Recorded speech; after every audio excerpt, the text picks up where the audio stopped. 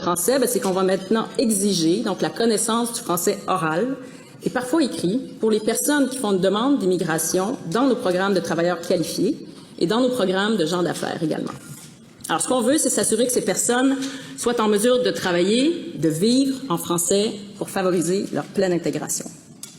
Nos propositions de réforme visent aussi à rendre nos programmes d'immigration économique plus agiles, afin de mieux répondre à la diversité des besoins de main-d'œuvre. Et ça, c'est vraiment un volet important de ce qu'on a apporté hier, à savoir qu'on va couvrir plus large en termes de type de profession pour lesquelles il sera possible de se qualifier pour l'immigration permanente.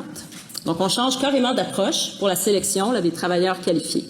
Jusqu'ici, vous le savez, on avait une grille de pointage, une grille de sélection où les personnes immigrantes devaient cumuler des points dans l'espoir d'en cumuler suffisamment pour être sélectionnées. La connaissance du français donnait des points, mais c'était possible d'être sélectionné sans connaître le français.